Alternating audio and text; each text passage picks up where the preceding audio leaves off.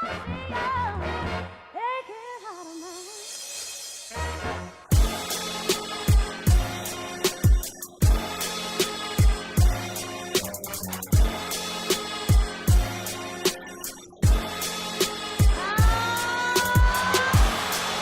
have a timeout. Decide not to use it. Curry, way downtown. Bang! Bang! Oh, what a shot from Curry! With 0.6 of a second remaining. Yo, what's up, everybody? This is the Outlet Pass Podcast, episode 23, the Jordan edition, the LeBron edition, the Jimmy Butler edition. I am your resident JT McCollum, the homie's homie. More importantly, my real name, Justin DiVirgilio. On the line with me is my wonderful co-host, down the shore, Dante Parentozzi. And also on the line with us is our resident Raptors fan, Matt Larouche. How you guys doing tonight? I'd like to note that the number 23 episode, Fred Van Vliet, is now the new greatest of all time, the word number 23. And I'll be representing Draymond Green, number 23, in this finals. So we in there with all the number 23s out there in the finals. Yeah, there are a couple great 23s in this. Well, not great 23s. Draymond's definitely better than Fred VanVleet. Two-time father, all right? But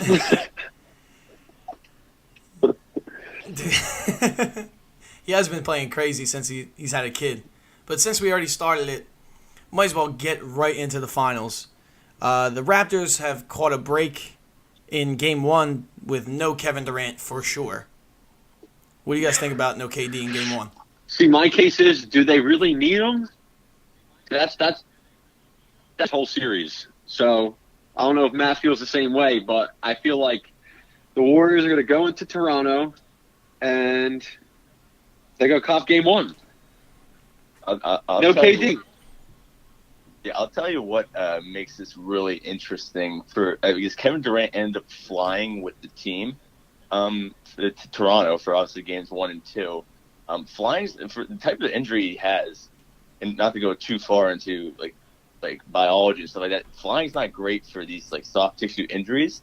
So there's actually, you could speculate that this injury is actually way bigger or way more serious than the Warriors are letting on. By letting him fly, you're either thinking he's going to be back for Game 1 or he's out for the rest of the series.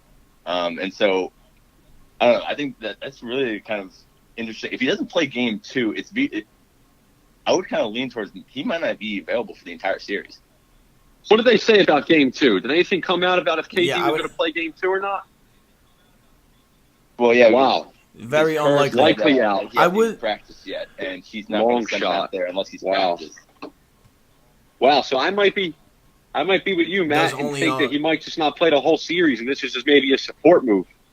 Yeah, because it makes no sense. If they wanted him, I mean, it would make a ton of sense. The Warriors would be like, all right, we're playing 2 games away. We have a good enough team that we feel like we could probably put up. They could easily come back with a split, which is what they're aiming to do, obviously, with every other team that's going away for the first 2 games wants to do. So it'd be really easy to be like, hey, Kevin, stay here in the Bay Area, keep healing, don't do the air travel, don't do the hotel rooms, and we'll just have you back for Game 3. Having him come out for the first 2 games means 2 things. He's either playing in Game 1 and 2. We already know he's not playing Game 1. So it means he's either playing Game 2. And if he's not playing Game 2, I don't think he's playing for the rest of the series. Wow. Well, I can understand that because he doesn't want to get hurt for his impending free agency. But since he did travel, he started individual drills, and on the Golden State SB Nation site, I was just reading up, Steve Kerr said he has to play in a full practice before he plays in the finals. Makes a lot of sense. But no KD, I mean, the one thing I'm upset about having no KD, I'm sure you don't want to see nobody hurt, Matt, but as a Raptors fan, you don't want to deal with Kevin Durant on offense or defense. But as an NBA fan, I texted Dante this week about this. I said, I really don't want to be robbed of KD and Kawhi going one-on-one in the finals. I want to see that. Funny you bring this up because kind of a crazy take, and this could bite me in the ass if this were to happen. But having KD on the floor actually makes the Raptors' defense assignments way easier to kind of predict and kind of even run, because obviously if KD's on the floor, Kawhi is guarding him, right? And it's a bigger question when he's off the floor, like where do we put Kawhi? Do we have him chase around Steph the entire game? Do we put him on Draymond? That feels kind of like a waste of a defender if we put him on Draymond for how good he is a defender. But if we put him on KD, I mean, the offense runs through KD, all right? And he's not going to change that. KD's not really the kind of guy that's going to just sit on the wings, let Steph get the ball. The ball goes through KD no matter what. And then having your best defender on the focal point of the Warriors' offense kind of works out better than just like throwing whatever you want against kind of Steph and Clay and seeing if that kind of sticks. It's an interesting kind of it's an interesting way to look at it. I think that that Raptors would be extremely happy if the ball is always in KD's hands and Kawhi is always on KD. Right. Yeah, I see what you're saying from a assignment standpoint. See, but I also have this feeling that Kerr, from Kerr's point of view, he is happy with this current Warriors brand. This is the Warriors brand of basketball. Oh, yeah. Like no question. So, like without Kevin Durant. So, I mean, he's just, they're sitting pretty going into feeling how they used to feel. It looks so friggin' exciting again. I know we've had to wait like a week now to see the Warriors again, but don't be shocked when Steph Curry comes out there and is running around the court having fun, dropping buckets, because, what's Kyle Lowry going to do? Or whoever has to, run around screens all day to try to cover him. Exactly. Kyle Lowry is as good of a defender that he is. The one weakness he does have is with quicker guards. Yeah, I feel more comfortable with him guarding someone bigger like an Andre Iguodala than I do with him guarding Steph Curry. It's Steph Curry. He's going to get his. He's going to run around the entire game when he's not with the ball. And whoever has to guard him is legitimately going to be gassed. And to get into something that could work, and I don't know if it actually will. It's a little bit of a crazy idea, but I think having someone like Pascal Siakam guard Steph Curry could be a good adjustment, because the one thing that kind of bothers Steph Curry, I think, is length. Right, because those step back, sudden step back that come out of nowhere, that pretty much are contested anyways, and he hits them anyways. It's gonna bother him. Pascal Siakam is a long guy, and Pascal Siakam also legitimately has jet fuel. Sneaky fast. The guy runs around the entire game and doesn't look tired ever. Yeah, the thing is, I think the Raptors, what they have to do, they're going to have to throw multiple looks at Steph. Specifically, Clay runs around, but he gets to a spot, and he's really good with his footwork and working off the ball. Steph's going to get the ball, sometimes work off ball just to get it back. So they're going to have to throw double teams at Steph high so he doesn't have to pull up from 30 if they want to eliminate that. We're going to have to run him off the three-point line and get him to hit mid-range shots. I think the way the Jazz tried to guard James Harden this playoffs, just let him take twos instead of threes, because math, 2 is less than 3. So that's what I think they'll do that, and it's just really weird because Kevin Durant is as much as I don't think the Warriors really need him because they were gonna be great anyway without him. I think he really is the center of it, because then you have 3 guys you're going to have to worry about instead of just 2. Well, from a talent perspective, yes. Having KD is talent perspective. From a brand of basketball and chemistry, the flow that the Warriors have with Draymond, Clay, and Steph running the show is a whole different animal. And it's tough for teams that can't keep up from a speed perspective. Because, and also, we know that Toronto really can't put up over 100 points. And the Warriors are the king of dropping buckets. So that'll be interesting. And then also, we found out the most recent news of the day is, DeMarcus Cousins is active for Game 1. So that throws a little extra into the mix that we didn't really anticipate. His plus-minus this playoffs is terrible, though.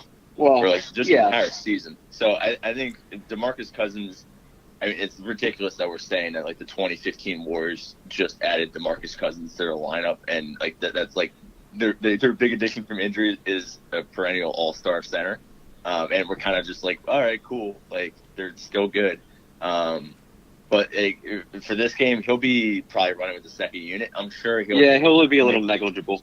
He'll be a good enough impact, especially for their rebounding. I'm just hoping. You just don't know, you know? I mean, like, they just have so many all-stars who just like, all right, like, did it really change the needle that much? They were already really good. So Matt, what do you see different from Nick Nurse as a coach? He's not going to really put up that wall like he did on Giannis, will he? Well, that's the thing. The Raptors so far have not played, in the playoffs at least, a team with a really good backcourt. Shooting-wise, at least. Like, I'm not going to get into the 76ers. Ben Simmons can't shoot, so it's just way easier to defend in terms of what their schemes are. So it's going to be interesting because we did get away in the Bucks series of letting some of their three-point shooters get some open shots. They just ended up missing. That's just the way the playoffs happen sometimes. I could easily see one or two of these games just get really out of hand early from just three-point shooting from the Warriors. It's just basically make sure they don't do it 4 games of the series. Mm-hmm. Yeah, I can totally see Game 1. Well, we're recording on Game 1 being tonight in about 3.5 hours or whatever. I could see the Warriors just stepping on the entire neck of the Canadian soil and the team in like the first quarter or first half, getting them down big because of shooting. Just like, I'm going to make an analogy like baseball, like hitting's infectious, like good shooting is infectious in basketball. When somebody's hitting their shots, other people are going to hit them because then they get open. And like this finals is a really big one for Steph Curry because like there is the floating narrative on social media, TV, whoever's talking about it, that Steph Curry doesn't step up in the finals, which is a complete lie. You could have won finals MVP he doesn't, very easily last year. So yeah, but yeah, no, exactly. There is that pressure around him. Well, if he thinks it's pressure. But he averages like 23 at least in his 4 finals trips, so like that's really good. And on a team where he doesn't have to drop 40 like Kawhi does. Like Kawhi has literally brought the Raptors here by himself, like just dragging a Mack truck, him and his corners. I think basically. I think that was a valid. That's what he's doing. The 76ers series is 1v5. I think the Bucks series. Kawhi, I mean, it was shown in the first 2 games. Kawhi couldn't carry the team against the Bucks by himself. Like, he had some good showings. Some Van Vliet, Norman Powell started playing really well. Kyle Lowry's been playing well the entire playoffs. He just gets stuck in the narrative of he's just a bad playoff performer because he got stuck with DeMar DeRozan for the entire. Don't say stuck with. Years.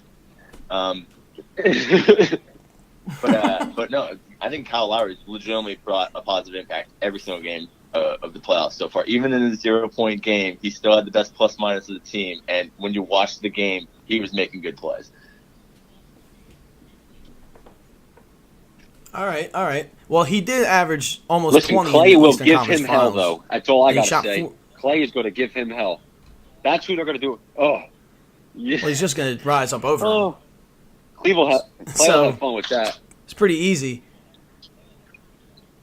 Now, we talked a lot about how Steph is going to be defended, but with KD being out, like we've said multiple times, how do the Warriors defend Kawhi? Because if you put Clay on him, Kawhi's too muscular. He'll get through him or get to a spot easily with Clay on his hip.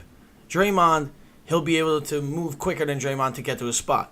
I think with Kawhi, they're going to have to send a multitude of different looks. A lot of like running at him, big guys with their hands up, and just crowding him so he has to make a play to get the ball away from him. And then you're going to have to depend on the other guys on the Raptors to make shots, which they did in the Eastern Conference Finals, like you said, Matt. But this is different. It's a different team. We're going to see how they step up, who steps up. But defending Kawhi, obviously, is like defending Steph for the Raptors is the first priority. I agree. Oof. So, do we want to give a prediction for Game 1? Can we do that at this moment? Considering we dissected Game 1 a little bit?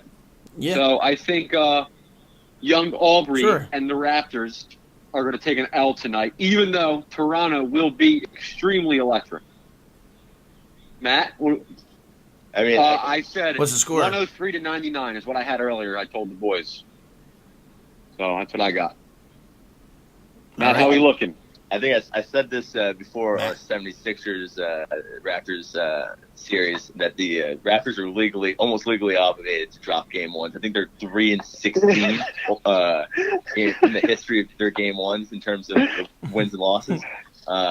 And so I'm just going to leave it at that because when I said that, they actually blew out the 76ers game one. So I'm going to leave it at that, and we'll see.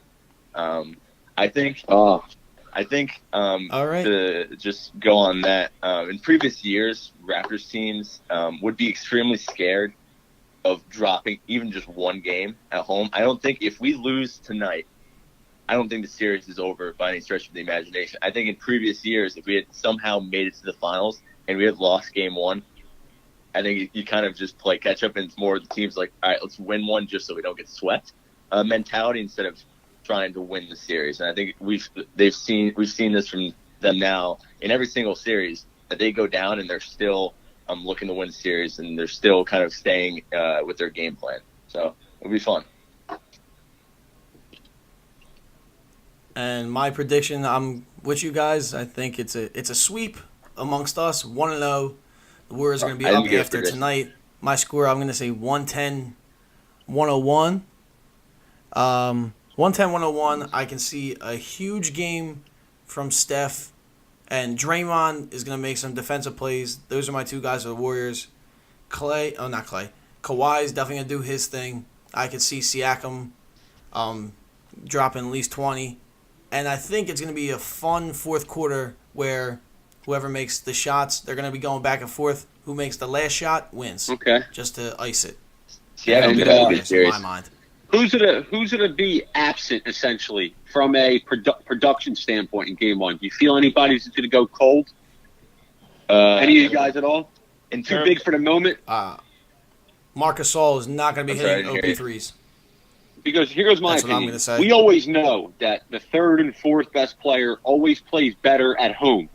It's always been like that. So Toronto might have the feels, they'll be at home, but it is still a game one. So, but from the standpoint of the Warriors, the third best player, whoever you want to argue, Draymond, whatever, I think he'll show up. So it's going to be tough, but I think the bench for the Warriors won't be the guys that even produce whatsoever. I think it's going to be strictly driven by the Warrior starters. So we'll see no bench at all. I'm talking like 10 points total. Besides Boogie. If Boogie comes off the bench, he don't count. So that's unfair. He's a starter in my eyes. I think they're going to bring Boogie off the bench, though.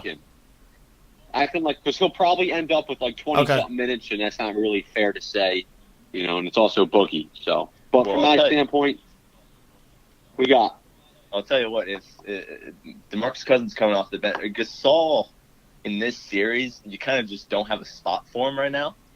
Mm-hmm. In terms of like the starters, because the Warriors don't really have a traditional center like in previous years. We have Brook Lopez, we have obviously Joel Embiid. If DeMarcus Cousins comes off the bench, I could definitely see kind of Gasol having reduced minutes in general, and then just coming off the match DeMarcus Cousins off the bench, and then that's a tough matchup for DeMarcus Cousins. Marc Gasol is now showing that he's shut down some dominant big men in the playoffs so far. I mean, first series, Vucevic, which was having a great year. I mean, he's not dominant by any stretch of the imagination, but shut him down. He was having an all-star season. Embiid, say what you will about if was he hurt, was he sick? I'm sure he was both at some points in the series. But when they were playing, I mean, Embiid looked nothing like we've seen him before. Yeah. And even in the Bucks series, I mean, Brook Lopez, Splash Mountain, I swear to God, him being able to shoot threes at like a 50% clip is an absolute ridiculous evolution of his game from when he used to play with the Nets. And so, so you got, I mean, Brook Lopez was just circling the perimeter the entire game. But even then, we saw great defense. So, I mean, I wouldn't be surprised if Marcus Cousins doesn't have that great of a game, even when he's playing, or like that much of an impact, because Marc Gasol is pretty much going to match up with him the entire series, I believe. Right. Yeah, I'll go for that. I also believe in those reduced minutes, I still feel like Gasol's going to really just be so gritty and just so frustrating for other players that, like, he'll just be all over them. And I also see that, like, if he plays 20 minutes, I won't be shocked if he gets 5 fouls in 20 minutes. And it don't even matter. But he's really just going to put a body on Boogie and make it frustrating for him. But, I mean, not like Boogie is going to be the guy that makes or breaks this series by any means. But, for that, from that standpoint, that's what I have to believe. Yeah, I think that's the good part, at least about basketball, is that, and the NBA, is that the best players usually make the series. And somebody I could see having a big effect on this series from the Raptors side is Serge Ibaka. He's a great shot blocker, great offensive rebounder, just a high energy, hits open threes and tough threes. I can't even fathom the one he hit against the Sixers. I still hate it. Paradox. He's got a killer jumper. He's got a great mid-range game. When it's mid-range is unreal. Killer jumper. The man takes pulls off the screen, jumper, bang. Yeah, he is. Yeah, he's a pick and pop guy for sure. Now, the one thing, this is probably definitely the top 3 best possible finals matchups we could have had. It would either been Warriors Celtics and then like the Sixers Warriors, as for like basketball quality of games and entertainment wise. So for everybody, pleasing people like us, pleasing people like who are just watching to see Drake on the sidelines or because they know Steph Curry pulls up from 40 and stuff like that. So this one, but these teams are definitely more opposite than they are alike. You have one team that doesn't like to run that much in the Raptors, and then the Warriors like to play small, have led the change of the NBA, and like to run up and down and hit you with quick shots to exhaust you. Who do you think what style of play do you think will be more prominent in this series? Will the Warriors take the lead in that regard, or the Raptors? I think I saw a stat of the however many losses the Warriors have in the playoffs in the past 5 years, which is like maybe I think like 10 or 15 in total of the entire playoffs. I think 90% of them they scored less than 100 points. Yep. So pretty much, and I listened to the Ringer podcast, and they were discussing this a little bit. That's the benchmark basically. If the Warriors score over 100 points, you've pretty much lost the game, right? And then the Raptors, though, on the other hand, have held 60% of their games in the playoffs to teams under 100 points, and we're talking about teams with great offenses. The Bucks had the best offense in the league this year. The Sixers, come on, that starting 5 is one of the probably. You could make an argument for the best starting 5 of in the entire league, and they held those teams consistently in good games, not blowout games, not like things like Game 5 when the Raptors just blew them away. I don't really even count that, but like just in actual playoff games that came down to like single possessions in the fourth quarter, they held teams to under 100 points, and so that's really what you got to see. And so Kawhi does a great job of slowing the pace down. The beauty of having Kawhi is he creates his own shot. You can have the luxury of not really running a play and just being like, all right, hold the ball until you have 8 seconds left and then figure it out. That's just the beauty of Kawhi. That's how his offense works. And it work. And if it's working, if it's not broke, don't fix it. So do you feel that, it's going to really come down to is it going to be predicated by the first quarter? Whatever style you're going to get is going to be from whatever team came out strong in the first? Yeah, exactly. Yeah, I mean, it's because the way that the Warriors, the way that you basically go on the fast break, the way that you pick up the pace is you basically rebounding and then getting up the floor. If you make your shots, they can't fast break. It's impossible. So it's whoever makes their shots in the first quarter, because then you can't go on the fast break. Well, it's not impossible, but it's very improbable. And to answer my own question that I asked like a couple minutes ago, I do think the Raptor style is easier for it to happen because playoff basketball usually slows down anyway.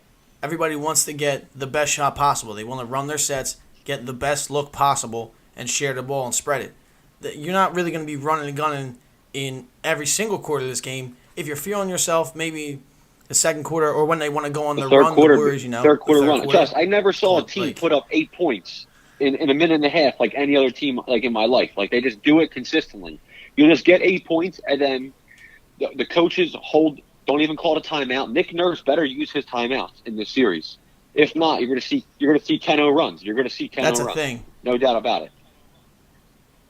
That's it. He's definitely gonna have to be careful with his timeouts because the Warriors are so they have so much firepower and can hit you so quickly and so hard. Is like you said, he has to use his timeouts, but depending on when, because they might go on that run again. And then if you use 2 timeouts and you only had 4 or 3, then you have 1 left. Then you have to decide when in the third or fourth quarter to take it.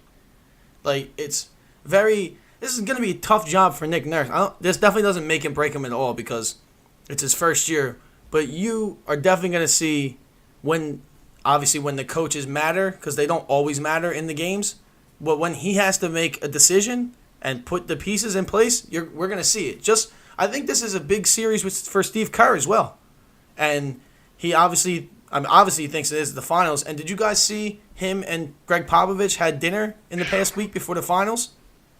I mean, how do we feel about that? Is there some? I'm kind of sipping the tea. I think Pop is helping him out guarding Kawhi. Call. Pop was like, maybe you want to Petty Pop. Maybe Petty Pop is back.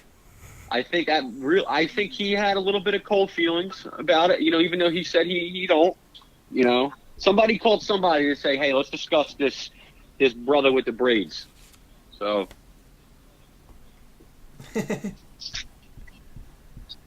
How you feel about the possible banning against Kawhi, Matt? Hey, it is what it is. We've seen it all playoffs. You can double team Kawhi, you can triple team him. He'll figure it out. He'll either get his shots or he's starting to make passes, and they're starting to hit him. So, I'm sure it was probably just a nice dinner instead. I'm sure they didn't really talk that much basketball. Okay, I got you. And the last and the least big factor in this series, but he's the smallest, if he has any effect at all, Drake being on the sidelines, does it do anything besides take away from the purpose of why we're watching the finals? This is so blown out of proportion. It's ridiculous. This is the Bucks just being really salty that they dropped 4 games in a row, 3 of which were in Toronto. You're telling me, I think all 3 of us can agree, if we had the fame and money that Drake had, we'd be the same exact fans. All right, we'd be buying courtside seats and be doing the same exact thing. He's not. You can argue that maybe giving the little back massage to Nick Nurse is a little stepping over the line, but he's also technically an employee of the Raptors. Ambassador. Yeah, exactly. He's on their Catch payroll. 22. Right? So he gets paid by the Raptors. So he can, and he's not. He's talking trash, right? But it's not like he's going all the way up to their bench, right? He's not interfering with play, and he's just being a fan. I don't get where this whole. If the Bucks didn't say anything, this is a non-issue. It's just because the Bucks had dropped 2 games. As soon as they went back, back to the Milwaukee 2-2, they started talking about how this is ridiculous. It's not supposed to be part of the game. We saw this with Jack Nicholson in the Lakers. We saw it with Spike Lee with the Knicks. It happened. It's just big fan. That Philly fan, his name. Oh, watch out for Horwitz. Watch my guy Horwitz. Yeah, dude, that guy, big fan. Yeah, that's our guy. Sign, he was mouthing with Kyle Lowry on the inbound for the buzzer beater. I hate to bring it up to you guys, but on the inbound, he was trying to screw up Marc Gasol. He was standing in the spot. And it is what it is. It's just gamesmanship, right? We're all here to have fun and try to win games. And if the fans want to have a tiny little boost that doesn't actually interfere with any of the rules, then it doesn't matter. It's fun. Yeah. See, my problem with Drake was, what you said about the Bucks was that they were butthurt that they lost, and this is the same franchise that shit on the process while they were trying to get their wits together after they fired Jason Kidd and got Bud and all this. So the Bucks obviously are definitely a petty franchise. Maybe Coach Bud learned that from Pop, and then you have your star player who walked out in the middle of a question after he lost. That's neither here nor there. My problem was, I don't want Drake being the biggest star in this series. We're watching possibly a three-peat for one of the greatest teams of all time, or we're watching a team making the NBA Finals for the first time with a guy who was a year rental who some people didn't want, now bringing this team to prominence in the NBA Finals and performing like an all-time great. So I just don't want Drake being the first and biggest star in the series because, dude, you're a rapper, actor, singer, entertainer, like businessman, and you work for the team. Businessman, baby. And you're a That's fan. why this is all for business. He's getting so much buzz from this, so much buzz. People love it. People got no problem with it.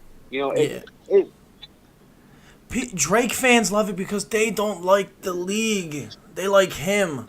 Well, anything he does. I'll tell you what, the Warriors have that's- no problem with this, primarily because, I mean, Drake must be... I've never met Drake, obviously, but he must be... Oh, you haven't? No, I know, obviously. But this guy's We didn't friends know. with legitimately everybody. Like, I've never seen, like, a single basketball player come up Yeah, and like, Golden not want to State. come up to him and, like, dap him up after a game. Like, so, like, he's friends with legitimately every single Well, they're Warriors all his player. favorite rapper. I mean, he's got Steph Curry and Kevin Durant's numbers tattooed on him, for Christ's sake. Yeah, he has 35 Does he tonight really? and Left arm. 30, I don't know what but yeah, he does have their numbers tattooed. I think on his inner forearm.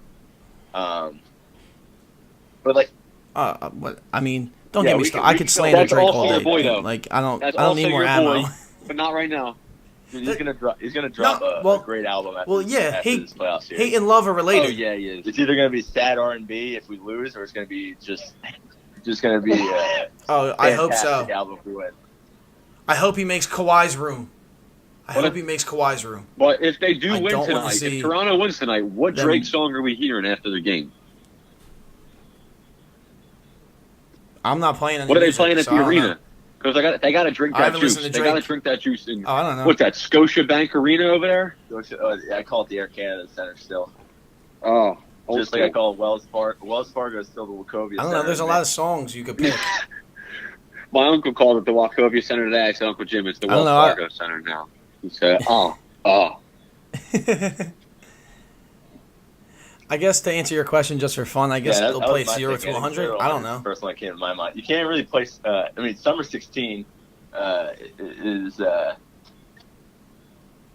No, you can't play that because he says a line about Golden State in that song. Golden State running practice at my house. I guess Kawhi is looking for revenge. Not that man. Yeah, that's true. That is certainly true. Let's see. Let's get into our full predictions for the series. Who's winning? How many games? I got Warriors in 6. I'll Curry take Finals Warriors MVP. in 5. Steph Curry, Finals MVP. I'll give you 2 here. It's either Warriors in 5. If it's not Warriors in 5, it's Raps in 7. That's like if the Warriors because the Raptors are not winning Game 6 in the Oracle, right? No way, not a chance. Yeah. And so I think if the Raptors are going to win this series, they're pretty much winning it in 7, or if some bizarre world, they're winning it in 5, which would be crazy. But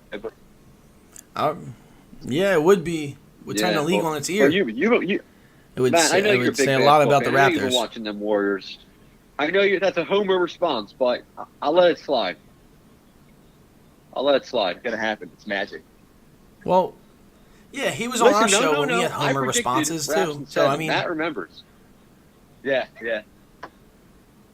well, wait, I think I still There's a predicted the lot- Raptors to win, but there's I a said lot with of my homer heart, I said responses the Sixers. followed by, I realistically Sir. think the series is going to finish this, but this is what I'm going to say because I'm a Sixers fan, which is fine.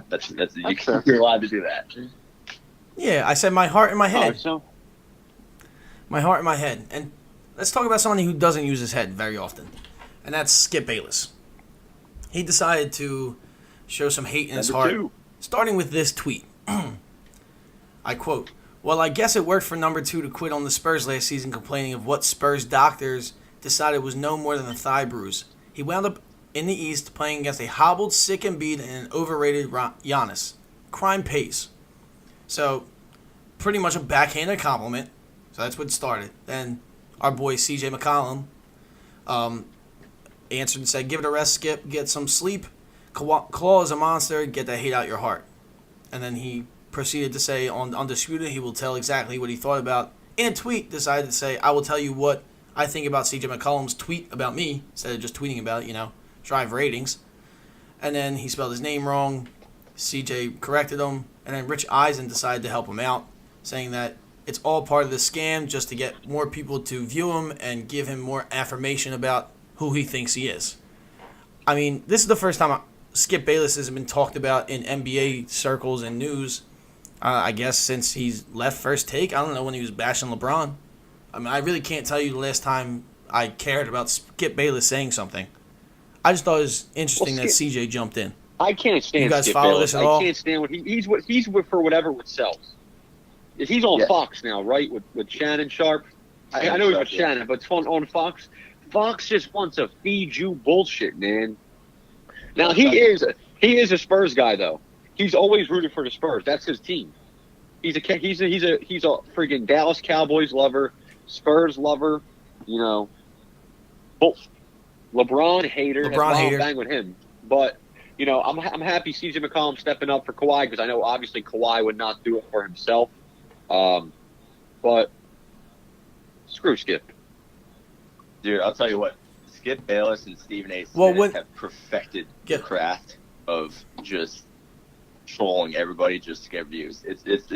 You kind of have to respect it at some point with how many views and how much inflammatory stuff they get away with just by it's absolutely ridiculous. But you know what? It makes money for them. There's a reason they're still on TV. And it's because I love Stephen A. I love Stephen A. I can't stand Skip. There's shit that has him saying the opposite of what he said before about Aaron Rodgers. I'm sure you guys both saw. I know that's NFL, but he's just for whatever sells. Give me some real ass shit, you know, like give me some good, like you know, some Stephen journalism A's covering the Magic stuff. Oh, amazing. He's getting answers out of a lot of questions that people may be afraid to ask, or you know, Magic. You know, even maybe Magic with a guy just needed to open the door for him, and he'll just that mouth will just keep moving.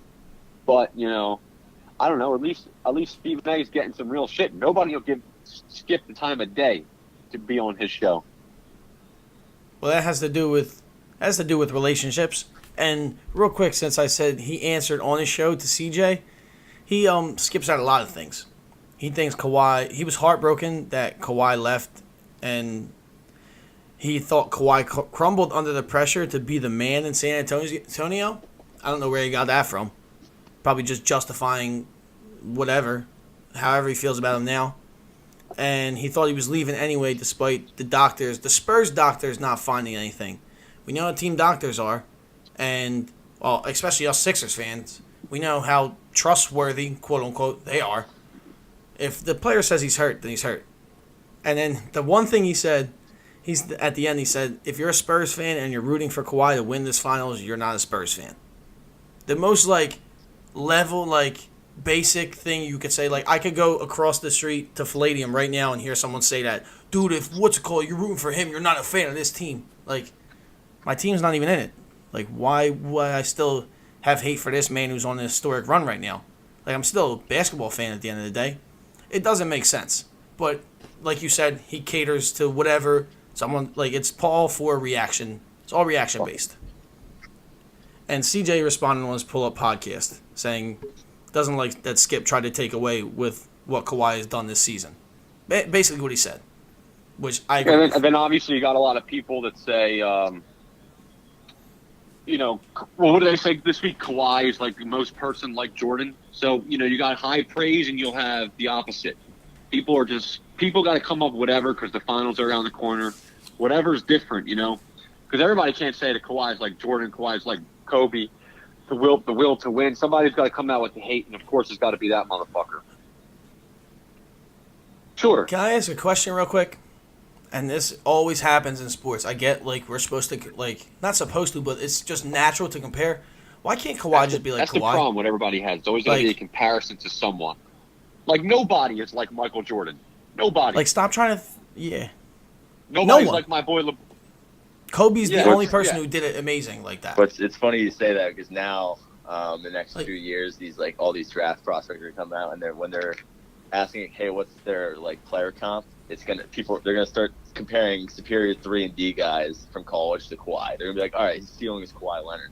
So it's gonna be funny that he'll be the next. Is this the next Jordan? Is this the next Kawhi? Is this the next LeBron? It's just human nature, I believe. Right. And that's because, but Kawhi put the work in. Like, he didn't come in anything but a guy who could play great defense and had some tools to be great offensively. But he had to do it. Like, he came into the NBA, and a lot of people were like, I don't know if this guy can actually shoot. His shot mechanics were way off in college. I mean, Draymond said it best. I don't even remember. Whoever is listening to that Draymond press conference where he speaks about the scoring ability of Kawhi and how it's different than a lot of other players that we've seen in the past, that's true. You know, not everything looks cute. You know what I'm saying, Matt? Like, watching him is just like, not that I'm bored because it's like, wow, he made that shot, but it's just like, damn. He just literally stood there and hit that right foot and kept hitting it, standing there, hitting it, and then just pulled up on a guy. Not cute, but, you know, and he'll get his little dunks. You didn't even realize he was going to actually dunk it. His hand just comes out of nowhere. But, you know, then maybe we'll see a big yam with no response by him, but it's so different. That's got to be so demoralizing if you're an opposing team, if he dunks that, he gets an absolute poster, and then he just jogs back like it's the preseason game. 40. It's absolutely ridiculous. He shows zero emotion during games. Yeah. You know what's so funny? D'Angelo Russell puts the ice to his veins on his arm, but he's hype as shit yelling it. Kawhi literally has ice in his veins. He don't care. Like, he's just like, all right, gotta handle my business. Gotta make this shot. Gotta make this later. There's just ice in his joints.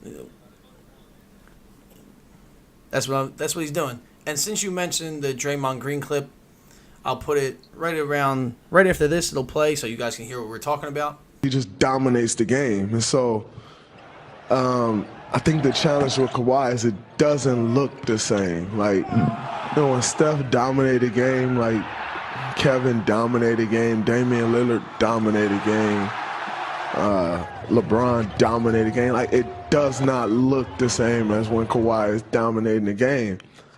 And so it can fool you to just say, like, oh, like, well, we can just guard him this way, or, like, we can do this, or, you know, like, we don't have to put too much focus into him. We still got to, because it doesn't look the same. It's not as pretty.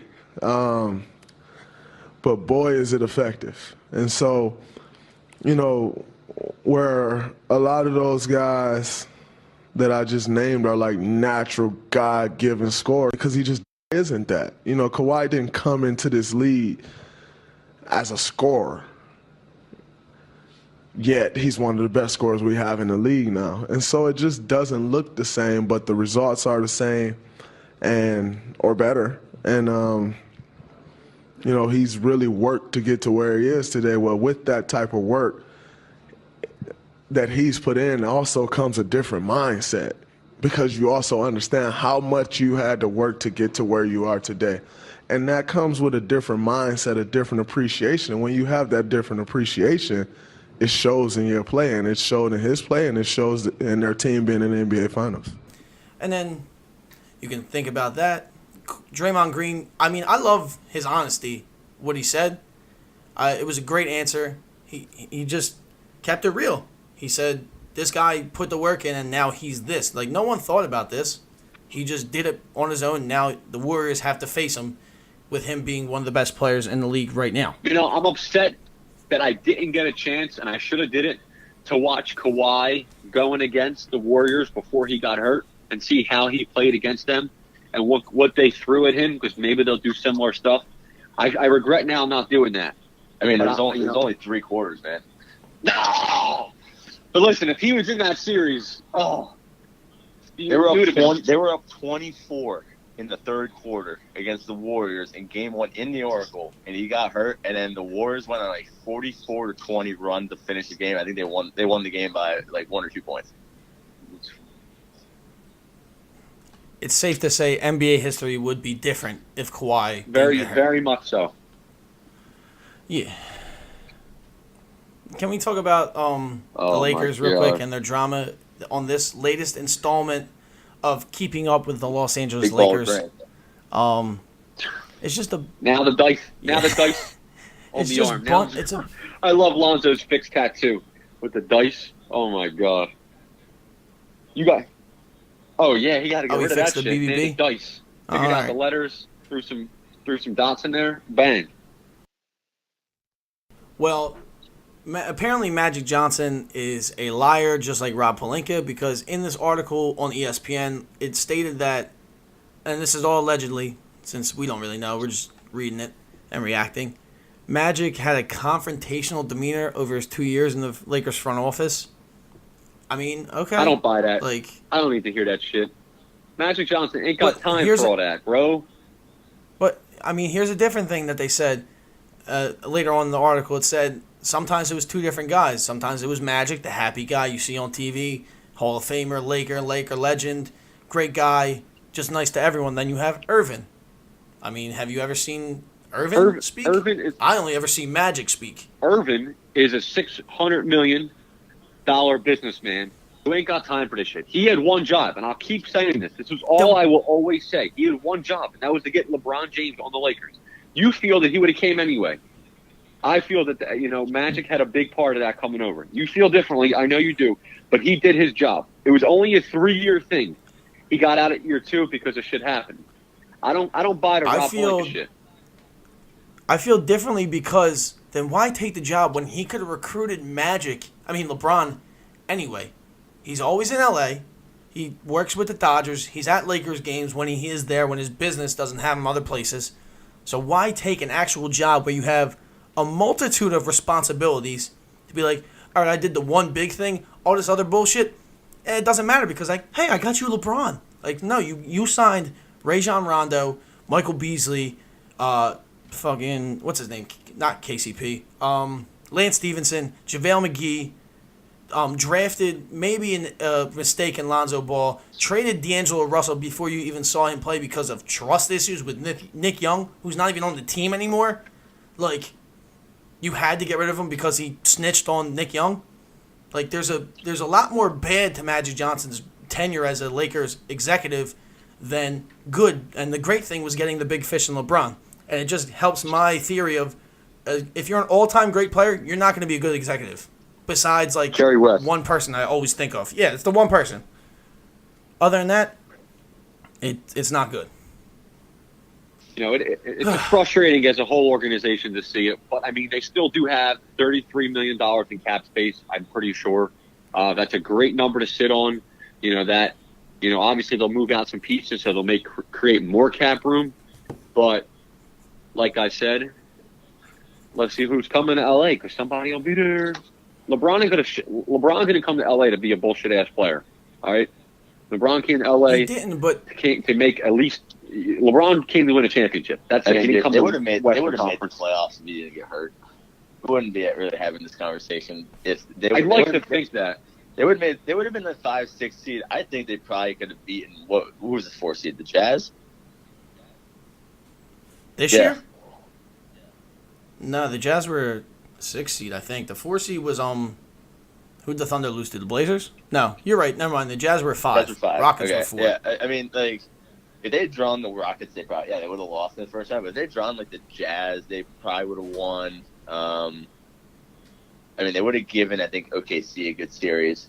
And then we wouldn't be really having this conversation. It'd be like, all right, yeah, first the West is harder than the East. Like, LeBron will figure it out. They'll have a better year next year. But now because they missed the playoffs and Magic decided to step down, it's just an absolute travesty. Fiasco. Yeah. Another thing I got from this article was, the whole AD thing happened, dangling all these guys, and then didn't get the trade, and the Pelicans doing it, not taking the trade on purpose. In the article, it was said that Magic Johnson thought the Pelicans acted out of bad faith during the Anthony Davis talks, which I don't understand how you can act out of bad faith when you just refuse someone's trade offer. Like, can you guys try? That GM don't have a job either, so he got the boot out of there. True. So I mean, they did something wrong. I don't know, but what do you think, man? I think the bad faith. I think he said this was he went to the Pelicans GM and told him, "Hey, I'm more than happy to talk to you about AD. Like, let's go back and forth on offers, but let's keep it private. I don't want anybody knowing what we're actually offering." And then after it obviously fell through, Pelicans GM was like, "Hey, this is what the Lakers offered us," which you could Like, I mean, There's a code. It is a business. It's a league where, I mean, you're not trying to help each team win more than you, right? So, like, obviously, on the Pelicans side, showing what the Lakers had makes the price for AD go up. I mean, it makes the Celtics look back and be like, all right, now we need to, if they were offering this, we need to even offer this, even have a return phone call. So, I mean, if you're Magic, dude, like, this is how it works. Like if you're in the NBA, You're trying to win. You're trying to beat the other teams, and so. Obviously, I don't think Magic. I mean, they're not in their respective positions anymore. But like, I mean, this would have burned the bridge. It's not like they would have ever made a trade again. But at the same time, if the Pelicans are trying to get the most that they can from AD, isn't the worst move in the world. Yeah, I think. Yeah, it's the NBA. You're trying to win. If you can't deal with someone just using you for leverage, then like, how much of a businessman are you? Because that's part of the business of the league. The deal. The art of the deal. Like. Yeah, exactly. There's a lot to unpack with this. There's way too much. Like, Donald Trump can run the Lakers. Merrick's did. Might as well give it to James Dolan at this point. See if he can do better on the West Coast than the East. They got a lot to worry about. Why not? Their brains are going to explode with that third pick. They're talking about Garland. I don't even want to get into that. That's a whole different animal. Take RJ Barrett. You guys want to spend like 3 hours on the draft? That'll happen. That'll be a whole separate pod. If you got any hot takes who the Raptors going to take with the 29th pick, I'm sure you can get on. But I don't know how concerning that is. Yeah, we'll definitely. Oh, that Spurs. The Spurs pick. It makes it even worse that Kawhi is leading this team so much further. It makes the Spurs pick even worse because they're getting our first round pick this year. Wow. All right. Well, we'll definitely have a draft preview pod. A couple more things about the Lakers, like. There's people having anxiety attacks because of the unsafe work environment or whatever. I don't know.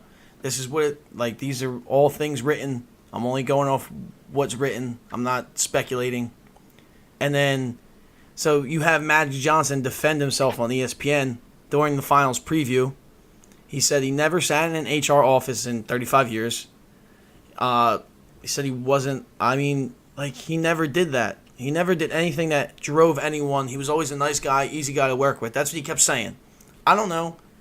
Because, he knows how to... I definitely know Magic Johnson knows how to put up a front. If it's a front or not, I believe it is. Some of it, just the way he smiles, he's so charismatic. He's Magic Johnson. You know how... Yeah, of course. He's got a little how extra someone to can him. do that. A little, what the hell's going on here type I think, attitude. But Pelinka, that dude's a straight snake, so I don't need him feeding information to anybody. He's behind some of these tricks as well. Let it's Magic, a team effort. Let Magic not taint his Laker legacy. I don't know if it's been tainted, but it just leaves a bad taste. It's not going to be tainted. And also, this is going to be forgotten. Did you hear what they were? Honestly. Did you hear recently that Kobe wasn't thrilled that they were even just bringing up his name in any of this? He was not happy about it. I don't know if you saw that. I can imagine. But, there's just no need for all this drama. Protect your house. Protect your brand as a Laker. Pelinka, is in the middle of this. He's either got to get the boot or something needs to happen because you got a clean house. Obviously they got rid of the coach. Magic said he'll walk. I can't stand Jeannie to begin with, but I won't be shocked if she's in bed with Pelinka. Like Phil Jackson in bed. All right, I'm done. I'm sorry. For real. I could see it. And since we're talking about Rob Pelinka, dude is out of his mind in terms of being a liar. He's probably A1 liar. He knows how to bounce around with lies. Obviously, you saw the one that went viral. Basically, is that he said that Kobe, since he worked with Kobe, went to meet up with Heath Ledger, the star of the Joker and Batman. What Batman Dark was Knight. it? The Dark Knight. Best movie of all Dark time. Knight. My opinion. 6 months after it came out, and everybody knows Heath Ledger OD'd before the movie came out. So it's where are you getting that from? Then in the article, the big Lakers article had tons of information.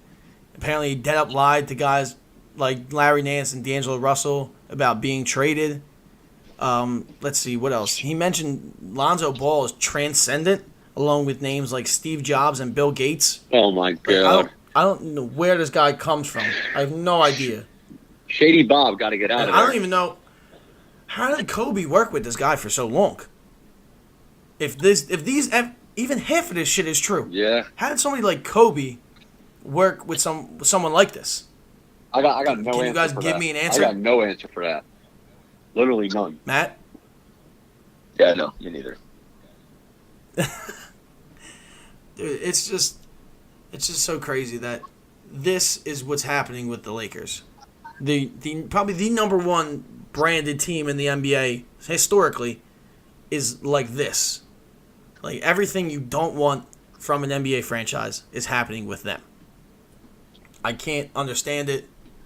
I mean, I hope for LeBron's sake, as a LeBron fan, that something turns around. They have the whole summer to do so. So there is that. That is a slimmer. LeBron will be of working. hope. He'll be working over the summer. He'll be making calls. He's already started. We know that. So. Yeah, he already has. We know. We know what's going on. But speaking of making calls, since you mentioned that, Daryl Morey, Houston Rockets GM, apparently started making calls already to get rid of everybody basically outside of James Harden. And probably if the right deal with a very great return for the Rockets, James Harden would be shipped. How do we feel about the Rockets blowing up the team? The contract on Chris Paul is gigantic. No one wants that contract, No one bro. is taking that. You know what? I could see if the Lakers swing and miss in free agency. I could see them trying to trade for Chris Paul. I think it'd be hilarious. Ugh. Uncle Chris. He'll be right Chris with his Paul, boys. LeBron, Banana Boat Crew. But I mean, it's just 9 years too late, though. Yeah. it is. My opinion. It is. No, you know, seriously, like which team? The only team that would take Chris Paul or has enough cap space to be like teams in the bottom of the standings, and like you're not paying Chris Paul's last 3 years.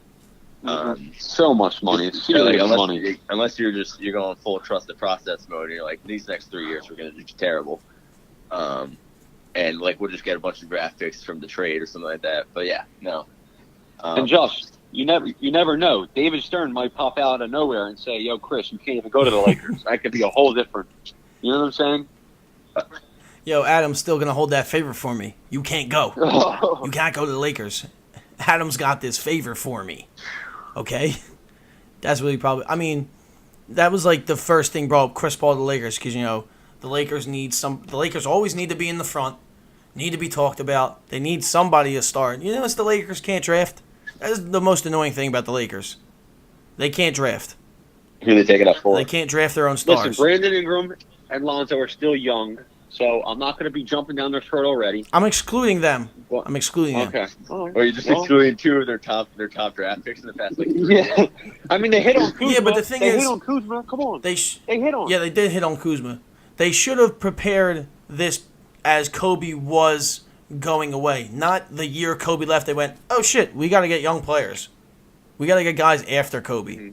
That's fair. That's basically what the Lakers did. They got comfy. They got cushy. Like, that's what it was to me. But with the Rockets, they do have some expendable pieces. You have some guys that are interesting, Yeah. like Clint Capella, PJ Tucker, and Eric Gordon are the three big names for me. Right. I would love Eric Gordon on the Sixers if we're going to say anything about our favorite He's But I team. don't want him to Starting, start. I don't know if he's starting on my team, but at this point in his career, You don't got to start. you know, I wouldn't mind Austin Rivers on my squad. I'll tell you that much. But Not starting, of course. I was starting, of course, but It's impactful players, something. Oh no, Seth. As long as his mom can come to the games, I'll be happy with that one. Sonya kills it. Who's mom? Yeah, So, Seth. Oh. Oh, Oh. wow, there. Yo, and Jenna Frooms is already out of the window too. Ben already moved on.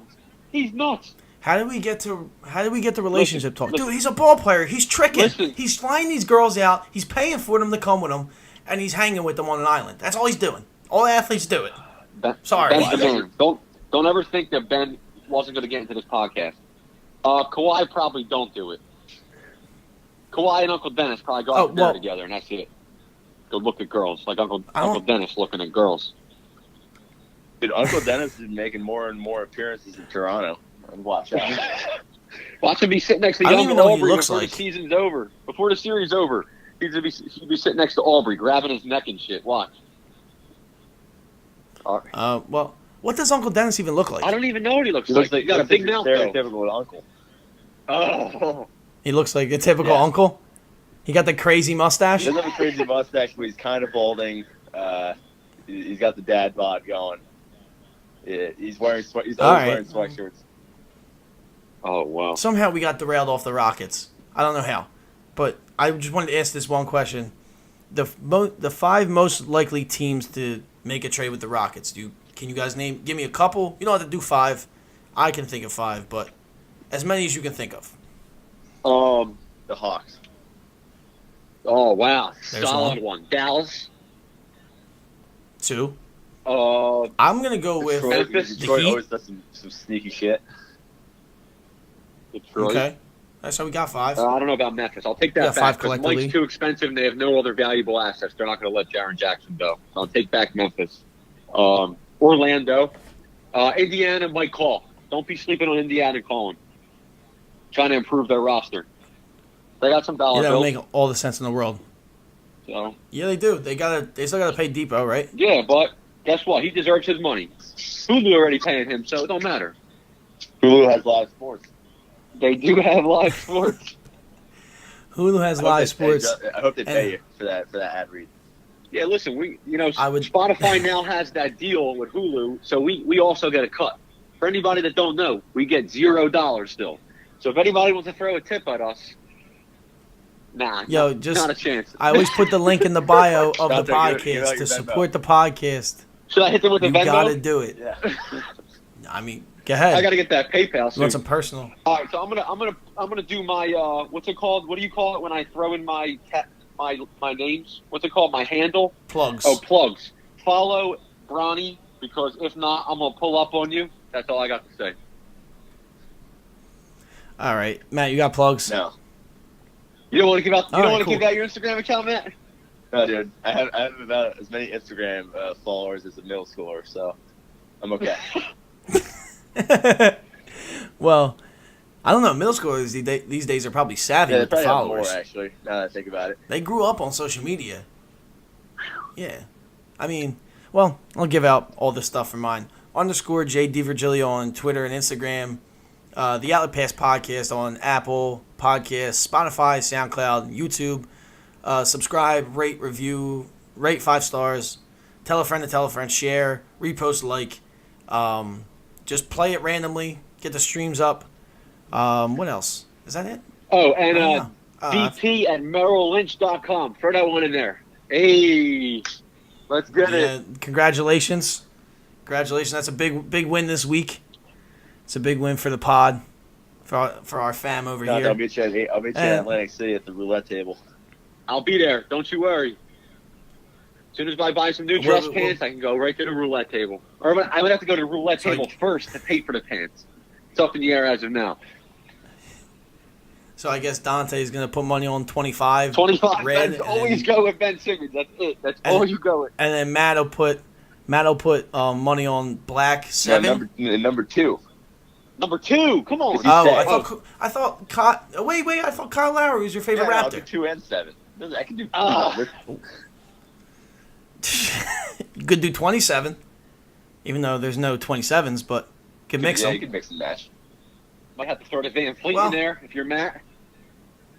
The table's red and black for the Raptors. Yeah, you got to win some money you got to send it back for his kid, yo. Got to help him out. Also, Van real Vliet quick makes before we enough money, finish, don't worry. the pod, I've never seen a hotter shirt for a playoff game ever than that Raptor shirt they're giving out tonight. Hot. Oh, the one with all the logos on it? Hot. Love Got that. one of those. I missed it. Hold on, let me just get up to speed. We'll throw it up. They posted on their We'll throw it Instagram. up on the pod. Whoever wants one will charge you an extra $10. How about that? Yeah, to throw a little hustle into it. $400 to get. Oh yeah, it is. Oh yeah, it is. You know what shirt I want, and it's like the one. I never thought I'd be like one of those guys that would want to wait in line for a sneaker deal or anything, or a sneaker shoe release. Is you see the New Balance He Stays or Fun Guy shirts? Oh, I gotta see. They really. That's a good thing they're doing with him. Is the fun guy stuff. That's Times New Roman, just white, a completely white shirt, nothing on it. On the front says "Fun Guy." Oh, well, we're hoping Kawhi to be fun tonight, so, it'll be a good game. Let's get it. Joss, bring us home. Yeah. Well, everybody who sat through this, listened to it, we appreciate you all. Hopefully you enjoy the finals just as much as we enjoy talking about it, and we will enjoy watching it. Thank you for listening again. This has been the Outlet Pass Podcast, the ball being our opinions, and we're passing it out to you. Peace.